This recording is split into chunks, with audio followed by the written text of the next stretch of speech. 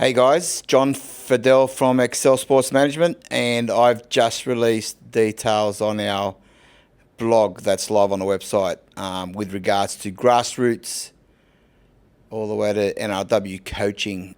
What to expect to get a better understanding, a better perspective from a grassroots level to a development when you have these situations where you're feeling like, I know I run better, I'm more fitter and I'm faster, and I don't understand why the coach isn't selecting me. So coaching for me is a different angle that we need to speak to about first. I think at a grassroots level, we need to take the ego out of coaches. And sometimes it's not an ego on purpose. It's generated because they are looked at the ones that have the answers as players are looking up to them. So it's not a problem to say I need help. But I think if we look at the basics of what coaching is about, it may help a lot of people.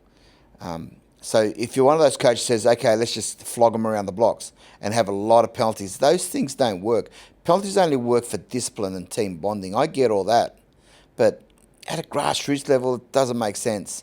You know, if someone's being disruptive and trying to stop a team from, mate, sit him down. Don't play him this week, no matter what, even if you lose a game, because results ain't the answer, development is. So we hope to capture all of that in our blog today that's been uploaded on the website. But you've got to understand there are players and parents that think, you know, we're in development, we're in Leeds Fadel, Tarsha, and I don't know how we haven't had a game yet. My daughter is a much better player. She's much faster. We've gone through this so many times. It's what the coach sees, and being faster and a better development player doesn't necessarily mean that you are a better player. There is so much more. Like there's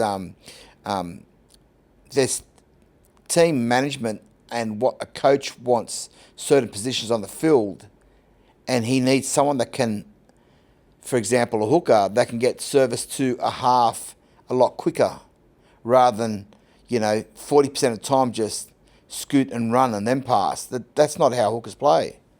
It's generally faster service, 80% off the ball, off the floor, straight to the hooker, to the 5'8", or straight to a forward, get a roll on in the middle. There's so many reasons why.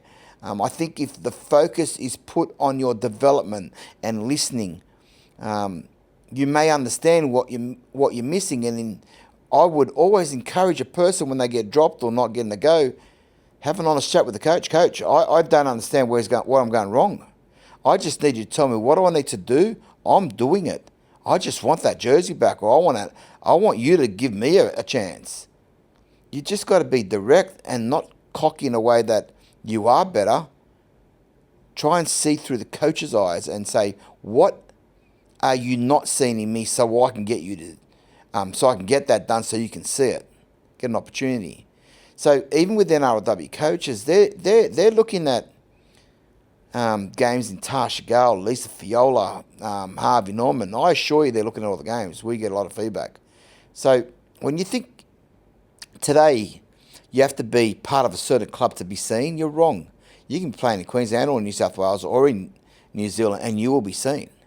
And there are agents that, drop your name to say, have a look at this player, but coaches and the recruiters, they do a fair bit of work.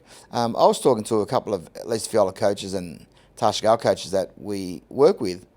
They seem to know every player in New Zealand and every player over here, which is really pleasing, which means they do their homework. They take it serious. And coaching has been so much better today with coaches now focused on development, not the wins, and development wins your games. And even in New Zealand, it's the whole dynamic in New Zealand has changed ever since Ronald Griffith has, spent a lot of time with coaches and players over there. So, and I've got a New Zealand pathway video that's going to be dropped on Sunday, I believe, and why is it good for players to come to Sydney or Queensland or stay over there. It's a real good read and how the dynamics have changed.